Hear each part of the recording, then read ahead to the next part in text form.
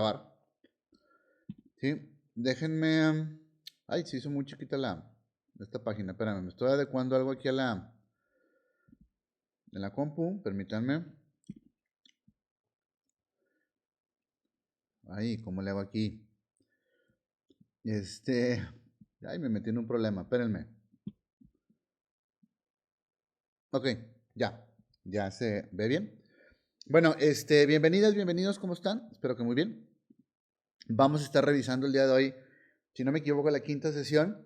En la página, en el enlace de WhatsApp, les escribí los links que estuvimos revisando la vez anterior acerca del párrafo y otras cosas, pero luego para que los tuvieran ahí a la mano y fuera más sencillo para ustedes. Entonces, así los tienen rápido y los pueden revisar. Antes de comenzar con esto, otra vez les recuerdo que el examen Exani, que es de lo que estamos viendo ahorita nosotros la información, es un tipo de examen que no tiene guía, salvo un señalamiento, como lo vieron en los cuadros de la presentación en la clase número 1, de la guía de Exani. Pues en realidad nada más una presentación de los temas y de repente eso puede ser muy confuso. Y otra cosa, muchas cosas, si no es que casi todo lo que viene en Exani es práctico. O sea, les van a poner ejemplos y eso implica que se memoricen ciertas cosas para poder recordar esos elementos que les preguntan y no tengan dificultad al contestar. Volvamos a la guía que yo retomé, que sí se encuentra desplegada con temas, que es la de Univetas. Ya también tienen la página ahí. Y miren, vamos a ver ahorita específicamente tres cosas, bueno, cuatro cosas, cinco. Lo que se tendría que ver en un semestre lo vamos a ver en una clase, pero sí se puede, sí se puede. Déjenme nomás decirles qué es. Miren, vamos a ver el tema del ensayo, que es un punto muy importante. Y en gramática y semántica, los tipos de concordancia. Déjenme aceptar a la gente, porque entran tarde. Denme un segundo. Ok, ahí está. Entonces, eso es lo que vamos a ver ahorita en acá. ¿Quieres? Ah. Eso es lo que vamos a ver ahorita. En lo que respecta al tema. Déjenme irme para acá. Entonces, comenzamos. Lo primero que quiero que veamos es este tema del ensayo. Déjenme poner primero mi cámara acá y luego abrir la página para no estar abriendo un montón de cosas al mismo tiempo. Va.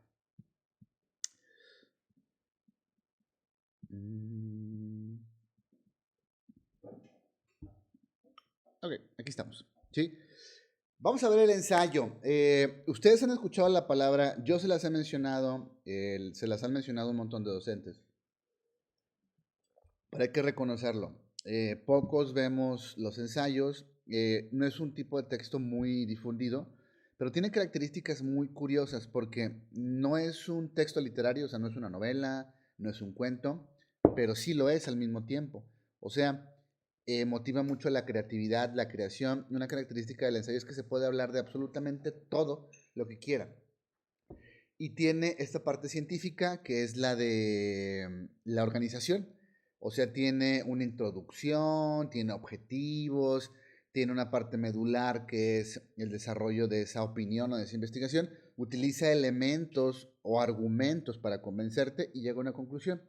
Entonces, hasta ahí la parte conceptual es muy fácil de comprender, pero sí hay que tener ciertos elementos en cuenta para que entendamos que es un ensayo y luego, ahorita les digo cómo les podría venir en el examen esta parte del ensayo. Déjenme para acá, aquí estamos. ¿Sí?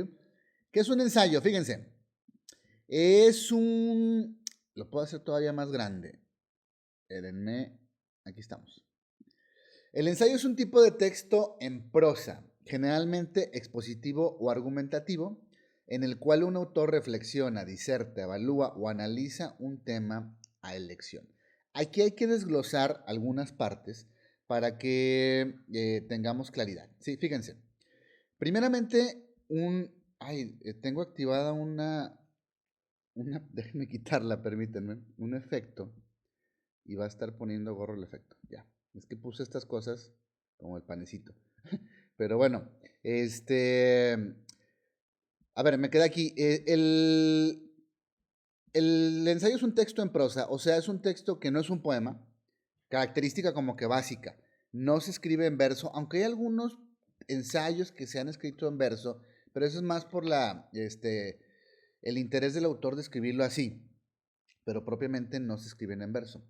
Generalmente expositivo y argumentativo. ¿Qué es esto de expositivo y argumentativo? ¿Qué es esto de expositivo y argumentativo? Exponer es manifestar y es decir, como en una exposición, ¿sí? Está mostrando de manera clara, de manera, no digo que sencilla, pero lo está mostrando. Y a partir de ahí empieza la diferenciación, por ejemplo, con otros textos como una nota periodística. Y argumentativo. Hay presentes los argumentos. Vamos a ver en las últimas clases, muy rápido el tema de los argumentos. Pero en esencia un argumento es un elemento de convencimiento. Cuando ustedes tratan de pedirle permiso a sus papás para que los dejen salir en la noche, un fin de semana, tratan de convencerlos como de lugar, ¿no? Y dicen, papá, mamá, recogí mi cuarto, hice la tarea, lavé los platos, me fui a trabajar, me porté bien. Esos son argumentos. Entonces, fíjense, es un tipo de texto que lo que trata de hacer es mostrar y convencer. O sea, si lo que están leyendo está la presencia de eso, estamos frente a un ensayo, en el cual un autor reflexiona, diserta, evalúa o analiza un tema de elección y se encuentra dentro de toda la argumentación. O sea, está pensando, está emitiendo un juicio, está opinando. Es un género literario que aborda subjetivamente una temática y tiene un formato libre, en el que el autor se vale de información rigurosa y chequeada para formular sus argumentos. Aquí está otra fuente importante de reconocimiento del ensayo. Información rigurosa y chequeada. Generalmente esa información probablemente provenga de otras fuentes de las que sí yo me pueda localizar o de las que yo tenga una referencia. Pueden ser libros, pueden ser revistas y van a aparecer. Obviamente, también al último tengo que revisar esta parte de las referencias, aunque algunos de ustedes que les di clase ya más o menos las entienden. Pero vienen esta parte como de referencias, al final vienen algunas palabras, ¿no? El nombre del autor y luego el nombre del libro. Eso sería una referencia rigurosa. Y chequeada, o sea que el autor que lo utilizó la pone y no es nada más de Oquis. Y se utiliza para que tus argumentos o lo que él está intentando decir empiece a convencer. Los ensayos pueden tratar sobre diversos temas y utilizar muchas disciplinas tales como literatura, filosofía o economía, ¿no? Además, a él le faltó una coma, es usual que se realicen en el ámbito de la academia. Los ensayos académicos suelen adherir a estándares de objetividad, rigurosidad metodológica y formatos más o menos establecidos. Y también dentro de las áreas científicas humanísticas. ¿Qué es esto? Formatos establecidos, maneras rigurosas. Cuando estamos hablando de academia, estamos hablando de que existe como un cajón y ciertas formas que se tienen que seguir. A algunos de ustedes yo les he mencionado esta palabra formato APA. Ustedes ya la han escuchado, algunos también en otras materias. Eso tiene que ver con esta adhesión académica del ensayo, porque es una manera de manifestar el ensayo, no es la única, pero es una manera estandarizada. Y así que si yo leo un ensayo con formato APA de un alemán y de un inglés, probablemente tengan, y de un mexicano, probablemente tengan la misma forma y estén construidos de la misma manera, aunque hablen de temas totalmente distintos, ¿no? Miren un poco de historia de relleno, pero también para que vayan teniendo como el contexto. Dice, el ensayo como género nació en el Renacimiento, alrededor del siglo XVI, época en la que la divulgación de las ideas y la pedagogía se consideraron centrales en las labores de los intelectuales. No es nada más que decir que las personas que estaban investigando ciencia o que eran intelectuales, de una manera tenían que comunicarse y dejar un legado y empezaron a escribir ensayos. Algunos ensayistas importantes fueron Francis Bacon, Montaigne, Pío Borja, aquí es Borja, ahí dice Baroja, José Enríquez Rodón y Carlos Mariategui, etcétera, ¿no? O que son de los primeritos, ¿no? Que estuvieron presentes o de los más reconocidos. Características del ensayo. Vamos a ver que son poquitas y luego me paso a explicarles cómo les pueden mostrar esto, que en realidad es lo que me interesa. Aquí está. Es un escrito en prosa que aborda un tema significativo escogido por el autor. Otra vez, cuando estamos hablando de prosa, estamos hablando de algo que no es verso. El verso está dentro de los poemas o de algunos textos en prosa, pero la prosa es lo que no es verso, para que lo identifiquen, por favor. Su finalidad es explorar un tema y expresar las ideas, los puntos de vista y las opiniones del autor, por lo cual es argumentativo y puede ser también persuasivo. Debe ser específico y abordar una temática clara y no muy amplia. O sea, las opiniones son muy certeras. Pretende tratar sobre una gran cantidad de temas dentro de disciplinas como la política, la economía, la literatura o la filosofía. A menudo está escrito con fines académicos o para sumar conocimiento a un área específica del saber. Generalmente en la ciencia se utiliza.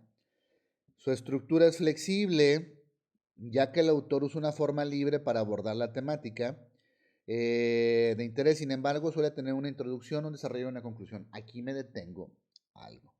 Y es donde cómo les pueden mostrar los ensayos. Obviamente, no les van a preguntar las partes del ensayo, pero que si vemos aquí, está expuesto que tiene forma libre. Sí les pueden preguntar que localicen dónde se encuentra una introducción, dónde se encuentra el desarrollo o una conclusión. Hasta ahí creo que puede haber una facilidad en hacerlo. Pero, por ejemplo, en la clase pasada que estuvimos viendo el párrafo, a lo mejor les pueden preguntar que dentro de un mismo texto, del texto, en el párrafo 1, localiza la idea principal y localiza las ideas secundarias. O les van a poner, ¿la idea principal es esta, sí o no? La onda es que no les van a preguntar partes del ensayo, sino elementos dentro del ensayo. Y obviamente hay que reconocer que dentro del ensayo, por ser un texto argumentativo, o casi todos sus párrafos tienen esta caracterización de tener ideas principales e ideas secundarias. Estar dividido y estar organizado de una manera en la que se explique paso a paso lo que se quiere decir. Su extensión puede ser variable desde unas páginas hasta un libro entero, ¿no? Eso es muy cierto. Y como no les van a poner un libro entero, les van a poner ensayos pequeños. Y les tienen que poner ahí encima, ensayo fulanito de tal. O a lo mejor preguntarles si lo que ustedes están viendo es un ensayo y por qué, y les van a dar las razones, ¿no? Si es argumentativo, tiene elementos de convencimiento, tiene referencias, tiene introducción, desarrollo y conclusión. Ustedes van a decir si sí o no es, pero por eso es importante que se den cuenta de las partes que están dentro del ensayo. Se dirige a un público amplio y variado y por lo que suele emplear un vocabulario y una redacción simples. Otra característica, redacción simple. No está reburujado esto. No pretende... ahí está así como empañado esto. No sé por qué. No pretende reburujar, simplemente mencionar, tratar de exponer, por eso es un texto expositivo y un texto argumentativo y tratar de convencer. Se considera un género literario perteneciente a la didáctica, emparentado con la miscelánea, la epístola y la disertación. Eso no es necesario como que lo reconozcan con tanta precisión. Partes del ensayo. Lo básico. Aunque no existe una forma única o universal de estructurar un ensayo, generalmente está compuesto por tres partes principales: introducción, desarrollo y conclusión. Introducción, dice, es la parte del ensayo en la que se sientan las bases, el contexto y los conceptos mínimos para que el lector conozca la temática y el punto de vista del escritor. La introducción da comienzo a todo ensayo y suele ser breve y explícita. Aquí generalmente la introducción se encuentra al principio, pero como es exani y los autores hacen lo que quieren con su texto, no necesariamente tiene que ir la introducción en el primer párrafo, puede ir en el segundo. Entonces, pongan atención en encontrar los elementos que... déjenme meter a la persona que acaba de entrar. Permítanme. Ya. No es así como regla que vayan a encontrar la introducción en el primer párrafo, porque hay más párrafos. Ojo, pongan atención. Lo que sí deben de tener en cuenta es que es donde se sientan las bases, los conceptos mínimos y la temática. O sea, les puedo decir el autor, yo voy a hablar de esto y de esto. ¿Sí? Y da comienzo explicando de una manera muy breve. Desarrollo. Es la parte del ensayo en la que se exponen las ideas principales y en la que el autor argumenta o da sus puntos de vista. Se trata de la sección más extensa de un ensayo. Se reconoce por esa parte porque es la que podría tener más párrafos porque se explica. No necesariamente va a tener más que la introducción. A lo mejor en un párrafo un poco más grande y más extenso y no en dos. Explica todo esto, pero si es la parte en la que se encuentran los puntos de vista, probablemente se encuentren esos elementos que se requieren de fuera, ¿no? A lo mejor algunas referencias, mención de cosas que están en otros libros, etcétera. Esa es la parte del desarrollo. Y el cierre o conclusión. Es la parte del ensayo que brinda al lector las interpretaciones finales de lo expuesto, resumido o repasando los puntos principales y la postura del autor. Fíjense lo que dice, interpretaciones finales. O sea, él dice, mi conclusión es esta o yo opino que es esto. Resumiendo, repasando los puntos principales y la postura del autor, se habla de lo que se habló, pero de una manera más rápida, para llegar a una conclusión. ¿Sí? Además, todo ensayo debe de contar con un apartado final de referencias bibliográficas, punto en el que creo que pueden identificar partes. Referencias bibliográficas. Esto es un listado de los materiales que se citaron a lo largo del texto. También se puede ofrecer una bibliografía donde el autor ofrece una lista con todas las fuentes consultadas en el proceso de investigación y elaboración de lo escrito que no han sido citadas. Ok, hasta aquí la parte teórica del ensayo. Y como les dije, el ensayo es un texto que mucha gente no recurre a él. Uno se va más por las novelas, si le gusta leer, se va más por algún poemario, pero los ensayos son olvidados mucho, porque a veces son temas muy particulares o muy íntimos y que de repente pues no conecta uno, pero es un género que está muy difundido en el mundo, ¿no? Tipos de ensayo. Aquí es donde sí viene algo que aquí necesito que se den cuenta. O sea, si el ensayo es un texto para hablar de manera expositiva y argumentativa, obviamente las ciencias tienen diferentes formas de abordarlo. Está el ensayo literario. Es un tipo de ensayo que utiliza recursos literarios para abordar el punto de vista del autor sobre alguna temática determinada dentro del campo de las letras. Es una obra subjetiva y detallada. O sea, al hablar de recursos literarios, es que estoy hablando de cosas como los tropos del lenguaje. Si quieren apuntar de una vez eso, para que no se les olvide, y necesitan buscar tropos del lenguaje o figuras retóricas, déjenme poner esto. Estoy abriendo una página, yéndome para acá. Tropos del lenguaje o figuras retóricas, eso sí se lo tienen en cierta manera que memorizar, porque de repente les pueden preguntar, dime cuáles son los tropos o las figuras retóricas del siguiente poema, o cuáles formas retóricas están presentes en el ensayo. Y no se las van a saber porque ni siquiera se detuvieron a revisarlas. Esas se ven en el área de literatura, en la parte de literatura. Pero vayámonos por partes, ¿sí? Primero, es un tipo de ensayo que utiliza recursos literarios. Está hablando de literatura, analizando novelas, analizando poemas y utiliza recursos literarios, o sea, puede utilizar tropos o figuras del lenguaje para abordar un punto de vista del autor. En cierta manera es como una opinión acerca de la novela o del poema, ¿no? O de la canción, también se puede ser. Es una obra subjetiva y detallada. Subjetiva es que no es objetiva, o sea, no habla desde una visión que puede ser a veces confusa, ¿no? Y puede utilizar explicaciones no directas, Por ejemplo, no puedo decir eso es rojo, sino eso es sangre. Eso sería una interpretación subjetiva. No decir que es rojo, sino eso es sangre. Entonces, tú utilizas mucho estas palabras. Y aquí entramos a los tropos del lenguaje. Déjenme irme para acá. ¿Dónde estoy? Acá.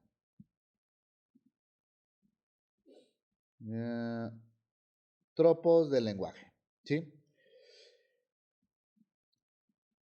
Ay, no. ¿Dónde está? Aquí está. No, no, no. Déjenme abrirles una. Ay, me equivoqué. Discúlpenme. Figuras retóricas más comunes. Aquí está. Esta es la que estaba buscando. ¿Sí? A ver, estos vienen en literatura. Si conservan su libro de literatura, las van a poder recordar. ¿Mm? No se las voy a explicar, simplemente les voy a pasar la liga, pero sí me gustaría que pongan ahí, apunten que son cosas que sí se tienen que memorizar por nombre. Esta sí por nombre. ¿Qué son las figuras retóricas?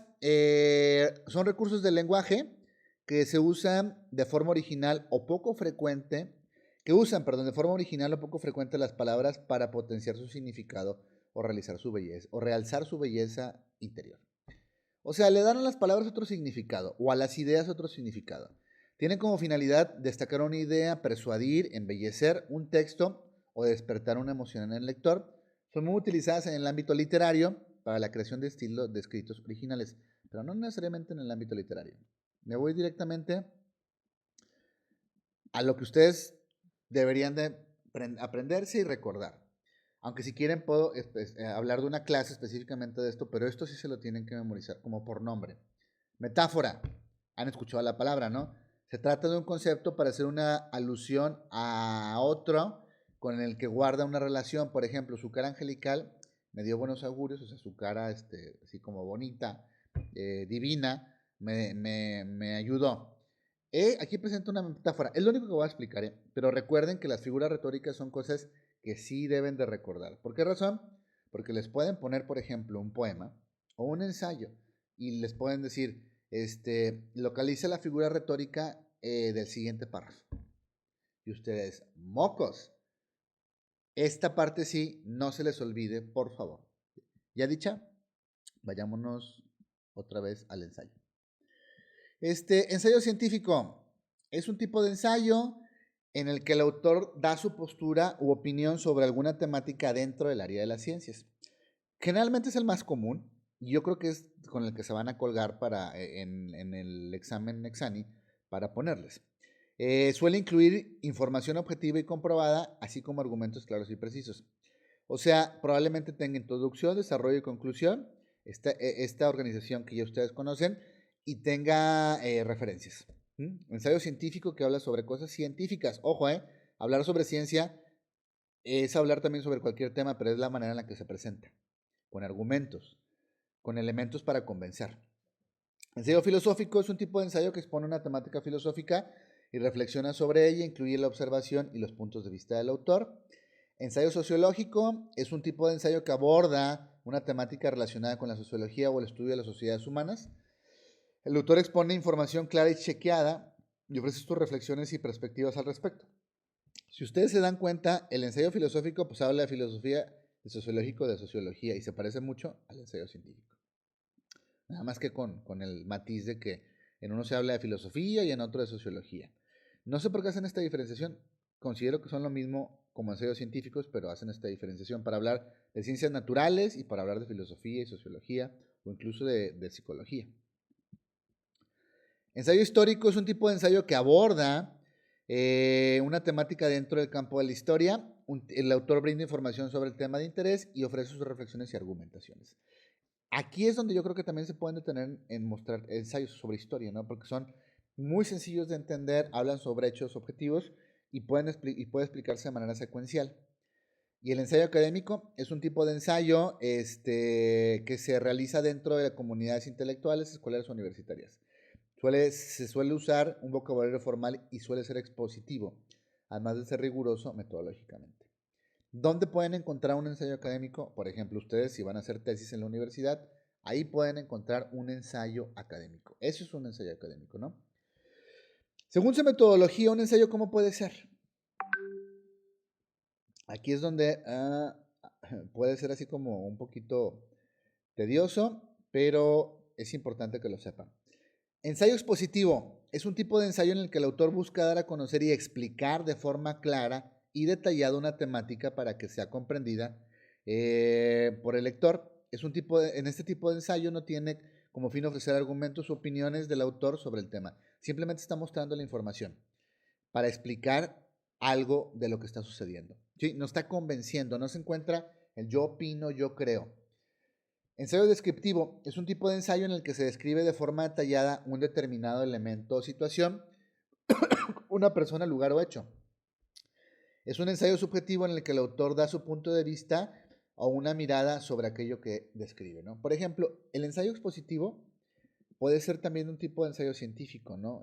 La gente que hace medicina utiliza mucho esta herramienta, o la gente que hace biología, porque nada más intenta informar, no quiere que uno opine sobre lo que o sobre lo que se descubrió, sobre lo que se está mencionando. Pero es un ensayo expositivo. El descriptivo es muy subjetivo. Aquí pues, se pueden tocar temas como, por ejemplo, superación personal. No creo que les pongan nada de superación personal, o quién sabe. Ensayo argumentativo es un tipo de ensayo que se basa en puntos de vista o posturas sobre un tema determinado. Aquí el autor está opinando, pero utiliza referencias. Se vale de otras cosas para opinar. Y el autor plantea argumentos sólidos que funcionan como base para defender sus ideas y eventualmente influir sobre la opinión del lector. El ensayo crítico es un tipo de ensayo que describe un hecho, fenómeno u objeto para dar una opinión sobre él. Es subjetivo. Para su redacción, el autor da a conocer a fondo un elemento que analiza y puede ser una película, un libro, un tema en particular, entre muchos, ¿no? Se encuentra la crítica. A veces un ensayo argumentativo también al mismo tiempo es crítico. Y el ensayo analítico es un tipo de ensayo en el que el autor realiza un análisis exhaustivo sobre un determinado tema o texto, tal cual. Yo me inclino a que les van a poner ensayos expositivos para localizar sus partes, a lo mejor dentro de los párrafos, localizar errores de acentuación y ya en el marco de las ideas, que es ahorita lo que vamos a estar revisando, a lo mejor les piden que encuentren concordancias.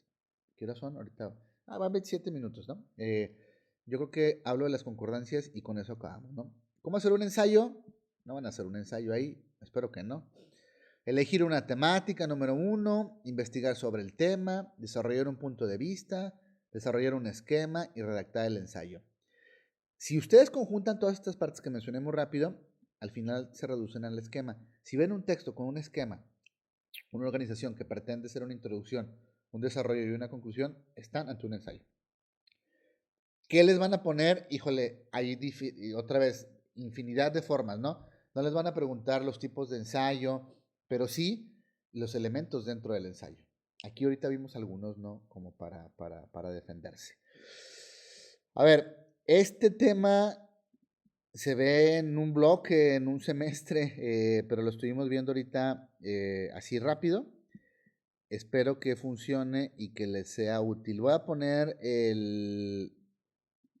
aquí en el chat, la página. Y también de una vez en el WhatsApp, para que no se me olvide, porque se me olvida y se los pongo días después. La página, permítanme, estoy abriendo el WhatsApp, pero ustedes no lo ven. Para el ensayo. A ver. Lo siguiente que sigue es esto. Hay que ver estos temas con gramática y semántica. Déjenme poner mi lapicito. Aquí está. Gramática y semántica, ¿sí? Concordancia nominal, concordancia verbal, cohesión gramatical, cohesión léxico-semántica y cohesión textual. Como van a ver, todos estos conceptos se explican en 5 minutos, o sea, no son nada complicados, pero lo que sí, déjenme abrirlo yo antes de que vean todas las páginas. ¿Dónde está la concordancia gramatical? ¿Dónde está la concordancia gramatical? Déjenme abrirla acá, permítanme. No puede ser, la perdí. Aquí está. Ya. Fíjense. Lo vamos a ver en un texto. Me gusta este texto que encontré porque está muy sencillo y explica todo de manera muy rápida. Déjenme ocultar la cámara. Ay, ¿cómo oculto la cámara? Vamos a ocultarla ahorita. ¿Sí? Fíjense. ¿Qué es la concordancia? Decimos que existe concordancia cuando encontramos correspondencia o conformancia de una cosa con otra. Así, por ejemplo, cuando se afirma que el Congreso actuó en concordancia con su reglamento interno al separar al diputado por la falta grave, significa que hay una conformidad entre la actuación del Congreso y su reglamento interno. En teoría gramatical, la concordancia es la congruencia obligatoria de marcas establecidas entre los accidentes gramaticales, es decir, las informaciones lexivas de dos o más elementos que se hayan relacionado sintácticamente. En español tenemos dos tipos de concordancia nominal. Voy a poner la cámara. A ver. ¿Qué es esto? ¿Se acuerdan que les dije que empezaban a rescatar información como qué era el sujeto, qué era el adjetivo, qué era el objeto directo, el verbo? Aquí es donde empieza a tener efecto todo eso. Y aunque lo voy a explicar, si lo tienen de manera anterior, pues va a ser más sencillo. ¿Sí? Fíjense. La concordancia nominal es aquella que establece el sustantivo o pronombre y sus adjuntos determinantes y adjetivos en relación con el género, femenino o masculino, y el número, singular o plural. Así, si es un sustantivo femenino singular, sus adjuntos deberán concordar en femenino singular. Por ejemplo, el artículo, otro elemento que viene y que es importante que ustedes recuerden y en cierta manera se memoricen son los diferentes tipos de artículos. Los diferentes tipos de artículos para que lo reconozcan. Diferentes tipos de artículos. ¿Sí? La determinante artículo casa, sustantivo, amarilla, adjetivo. Y si es un sustantivo masculino plural, sus adjuntos concordarán con masculino plural. Unos, determinante y definido, amigo, sustantivo y estupendo es adjetivo. Hasta aquí me han dicho algunos, profe, es que eso es lógico. ¿Cómo se me va a pasar encontrar esos errores? Pues se les pasan. Tan así que salen bajos en la parte de lenguaje en el examen. ¿Por qué razón? Porque hay que leer con cuidado y hay que ver la concordancia. Esos elementos los vamos a estar viendo y desarrollando de manera muy rápida, ¿no? Para esto, por ejemplo, deben de tomar en cuenta conceptos como, permítanme, ¿dónde? Acá tengo los demás. Por eso no es bueno tener abiertas muchas cosas, ¿no? ¿Dónde está? Por ejemplo, los sustantivos, ¿no? Tienen que reconocer cuáles son los sustantivos y sus accidentes. Cuando estamos hablando de accidentes, que ya los mencioné, estamos hablando de género, estamos hablando de número, estamos hablando de persona. Y tienen que identificarlas. ¿Se acuerdan que en la primera clase les puse yo, tú, él, nosotros, ustedes y ellos? Bueno, si ustedes que están viendo el video no lo reconocen, váyanse al video número 1. Hay el 2 también, en el 2, y les aparece este cuadrito de yo, tú, él, nosotros, ustedes y ellos, donde explico los accidentes de los sustantivos. Va. Deben de tomar en cuenta los sustantivos, ¿no? ¿Qué son los sustantivos? Ya les he dicho, son personas, animales o cosas, ¿no? Los sustantivos nombres son palabras variables, que tienen género y número y pueden tener morfemas derivativos, ¿no? Que nombran a las personas, a los animales o a las cosas. Así de sencillo, no hay tanta complicación. Otro elemento que deben de tomar en cuenta es el de los adjetivos. Adjetivos, ahorita les paso la página, ahorita se las paso, no se me olvida. Me quiero irse ya de largo para terminar. Adjetivos. Deben de reconocer los adjetivos y los tipos de adjetivos. ¿Cuáles son?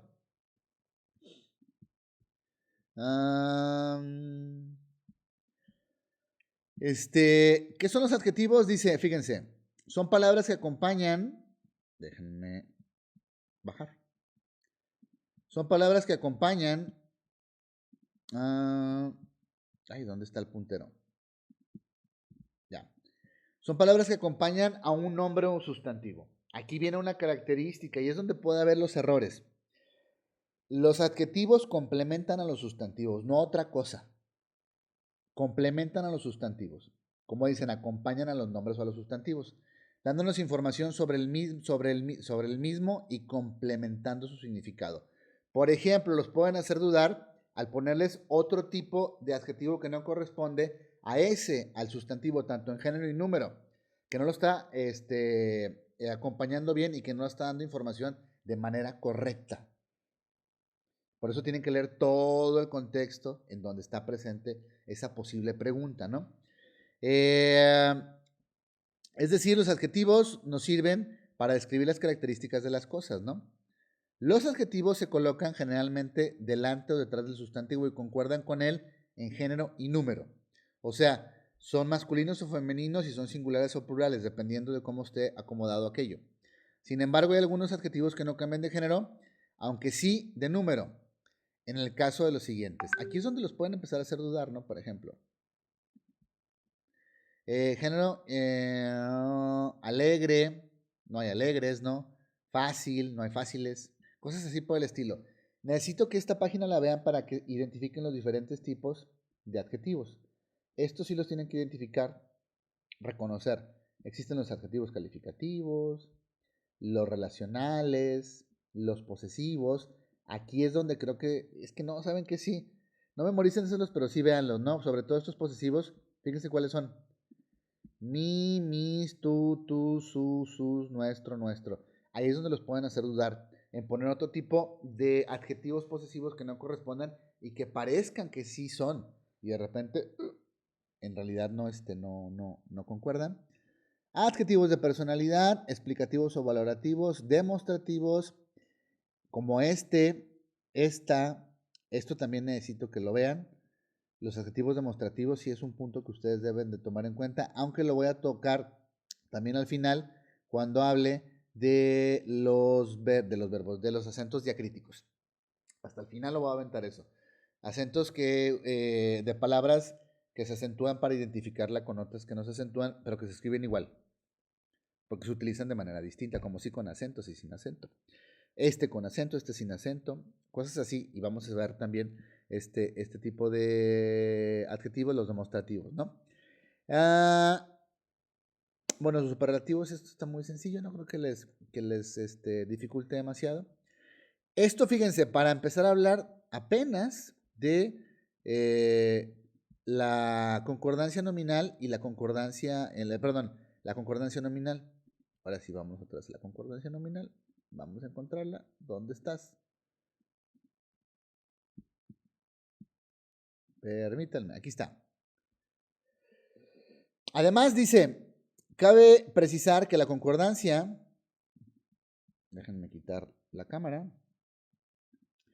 debe mantener entre el núcleo del sujeto sustantivo y el atributo, perdón, además cabe precisar que la concordancia se debe mantener entre el núcleo del sujeto, el sustantivo, acuérdense que el sujeto tiene un solo núcleo, y el atributo. Los alumnos están nerviosos, las alumnas están nerviosas. O sea, alumnos, aquí está, alumnos, déjenme poner mi pincelito. Los alumnos están en plural, masculino y en nerviosos, ¿no? Están también como atributo, como representación, están también en masculino y en plural. ¿Mm? Y las alumnas están nerviosas, ¿no? Así como entre el núcleo del sujeto sustantivo y el núcleo del predicado, ¿no? El niño regresó contento, la niña regresó contenta, ¿no? Recordemos que el atributo es aquella función que suele ir con los llamados verbos copulativos, ser, estar, parecer. Esto deben de recordarlo, ¿eh? Los verbos copulativos son ser, estar y parecer. Cuando veamos los accidentes del verbo, vamos a revisar qué son los verbos copulativos, que necesitan un atributo para que por sí solos, porque por sí solos no dan sentido completo de la oración. Además, para reconocerlo puedo sustituirlo por el pronombre lo, que permanece invariable. Por ejemplo, mi vecina es Chiclayana, Chiclayana, mi vecina lo es. O mis vecinos son chiclayanos, mis vecinos lo son. El complemento predicativo, en cambio, es aquella función parecida al atributo, pero con verbos no copulativos, cuya acción modificadora se efectúa a la vez sobre el elemento nominal y verbal. O sea, necesitan a fuerzas una explicación. Por ejemplo, viajaron, que es el verbo, yo necesito el complemento, que en este caso es el atributo. El atributo, ¿cómo viajaron? Pues contentos, ¿no? Porque si pongo viajaron, la primera pregunta que voy a preguntarme es ¿cómo viajaron? Pues contentos, ¿no? Mi hermana viajó, ¿cómo viajó? Contenta. Aquí, esto, mis hermanos, y contentos se encuentra tanto en género y número parecido, y mi hermana y contenta se encuentra igual tanto en género y número de forma parecida. Eso es la concordancia nominal. Y la concordancia verbal es más o menos lo mismo. Aquí estamos en concordancia verbal, ¿sí? En cambio, es aquella que se establece entre el núcleo del sujeto, sustantivo y pronombre, y el núcleo del predicado, el verbo, en número, singular o plural, y en persona, primera, segunda, tercera. La profesora terminó las clases, tercera persona del singular. ¿Por qué la profesora terminó? Ella terminó, él, tú, ella, tercera persona del singular. ¿Recuerdan el cuadro que les puse? ¿Quiere que se los vuelva a poner o no? Es pregunta. ¿No? Bueno. ¿Sí están conectados? Es mi duda. ¿Sí? Ok, no se los pongo. ¿Mm? Ah, ok, ya alguien lo... Tienes que escribirme, ¿podría ponerlo por favor? Denme un segundo para armarlo y luego abrir una pestaña. A ver, denme un segundo para armarlo. Es algo bien fácil que ustedes van a recordar. Yo, tú, él, nosotros, ustedes, ellos. Él, estoy haciéndolo, ¿eh? Y luego esto es singular y esto es plural. Primera, segunda, perdón, tercera. Ahí voy. Primera, segunda y tercera. ¿Sí? Ahora permítanme masculino o femenino. Aquí está. Ok, denme un segundo. Espérenme. Déjenme irme para acá. Y luego... Es que uno tiene que maniobrar entre varias cosas. ¿Este documento 20 Word? Sí, es este. Va. Miren, no es nada complicado, pero sí lo tienen que empezar a recordar poco a poco. ¿Sí? Por ejemplo, este cuadro ustedes se lo saben de las personas, ¿no? En este caso, lo voy a hacer un poco más grande y voy a mover mi cámara hacia el otro lado. Aquí. Por ejemplo, yo, tú, él. Eso corresponde al singular. Y es primera, segunda y tercera persona del singular. Aquí estamos, primera, segunda y tercera persona del singular. No hay mayor bronca. Y lo segundo es en plural. Plural, a mí me faltó la L, ¿no? Primera, segunda y tercera persona, nosotros, ustedes y ellos. Y cuando estamos hablando de concordancia, estamos hablando de que tanto los sustantivos, en este caso nominal, como los verbos, en el otro caso verbal, tienen que coincidir con esto. Tanto también en su género, masculino o femenino. Eso es todo nada más, no es nada complicado, pero de repente sí a uno se le olvida y no lo recuerda. Déjenme abrir la concordancia. Ya ven, hicieron que se me perdiera la página que tarda mucho en encontrar. ¿Dónde está la concordancia? Aquí está. Me paso para acá pues. ¿Se entendió esto? ¿Sí, verdad? Ok. Dice la concordancia verbal, en cambio, se establece entre el núcleo del sujeto, el sustantivo o pronombre, y el núcleo del predicado, el verbo en número, en singular y plural, y persona, primera, segunda, tercera. Por ejemplo, la profesora terminó la clase, la profesora, la es ella, está en tercera persona, ¿de qué? Del singular. Hay una cosa que me gustaría que ustedes buscaran aparte y que sí la revisaran, porque lo voy a mencionar en las próximas clases, pero no me gustaría explicarla, porque voy a perder bastante tiempo. Y acuérdense que esto es rápido para poder agilizar los temas, ¿no?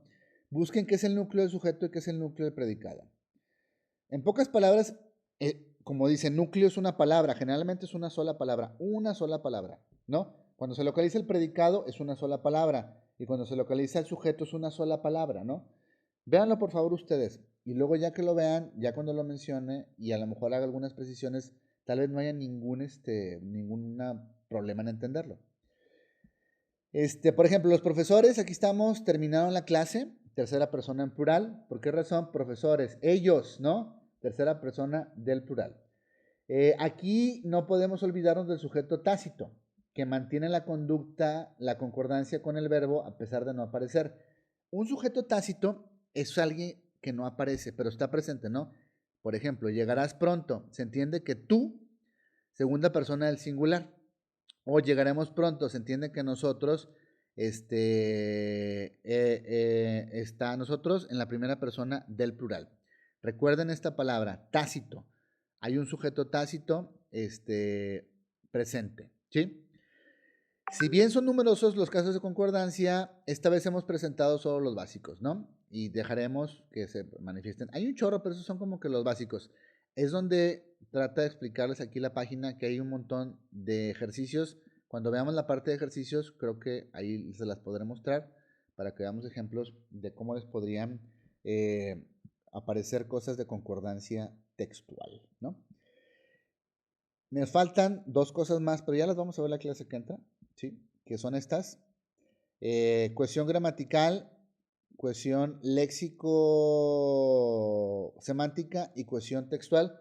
Ustedes podrían hacerse un favor y empezarlas a buscar desde antes para que vayan viendo de qué se trata y nomás las empiece a desplegar y no haya ningún problema, ¿ya?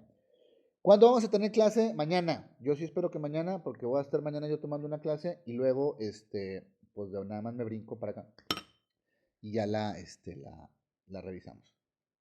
Bueno, hasta aquí llegamos, alumnas y alumnos. ¿Tienen alguna duda, pregunta, aclaración, sugerencia? ¿No les he hablado de sugerencias? ¿Quieren sugerir algo? Adelante, ¿no?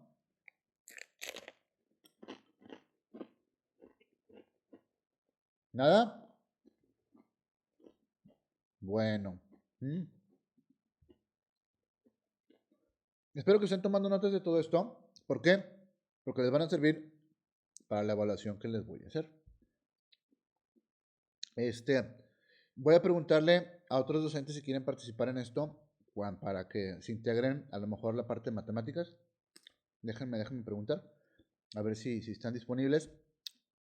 Igual tendría que ser digital para que quede como la evidencia grabada y la puedan ver los demás. Déjenme explicarles a una que otro docente, a ver si se quiere meter y ya les aviso. Bueno, eso sería todo. Muchísimas perdón. Creo que Manríquez va a hacer algo así. Sí, Manríquez siempre lo hace, pero creo que lo hace en el salón, ¿sí? Déjame hablar con él. No, él lo hace en el salón. De todas formas, le voy a decir que yo lo estoy haciendo por parte de lenguaje. Manrique siempre lo hace en el salón. Siempre le dedica algún tiempo para eso. Y creo que él estuvo dando habilidad matemática también. Esta parte donde tenían un tiempo, ¿no? Y que nadie hace nada. A veces él lo utilizaba para ver lo de la parte del examen. Y qué chido que lo está haciendo Manríquez. Yo sé que sí lo hace. Pero deje ver si alguien más se anima, ¿no? Para que haya más opciones y a lo mejor lo haga. Dice, es que le pregunté y me dijo que va a hacer clases los sábados. Ah, qué bien, excelente. Pues esa es la idea, ¿no? Que qué bueno que está participando. ¿Y van a ser en línea o cómo van a ser? Nicole Geraldine. Digo, es duda nada más. ¿No sabes? No. Bueno, el asunto es que las va a hacer. Si quieren, yo le pregunto también. En línea, excelente, excelente. Para que se queden ahí grabadas, ¿no? Le voy a decir a ver si quiero utilizar este programa que ando haciendo, pero que estoy utilizando. Pero bueno, pues eso sería todo, alumnas y alumnos. Neta, neta, en serio, muchísimas gracias por conectarse. Pero sí le puedo preguntar, le agradecería mucho. Sí, yo le pregunto mañana. Lo veo, generalmente lo veo temprano. Para ver qué va a hacer. De todas formas hay tiempo, pero sí sé que Manrique siempre hace eso. Él está muy disponible para ese tipo de cosas, ¿no? Pero bueno, gracias alumnos, en serio. Qué bueno que se conectaron. El semestre pasado solo se conectaban 2 o 3 personas, como que ahora hubo un poquito más de interés. Les agradezco. Pues sería todo. Nos vemos, cuídense. Bye. Adiós.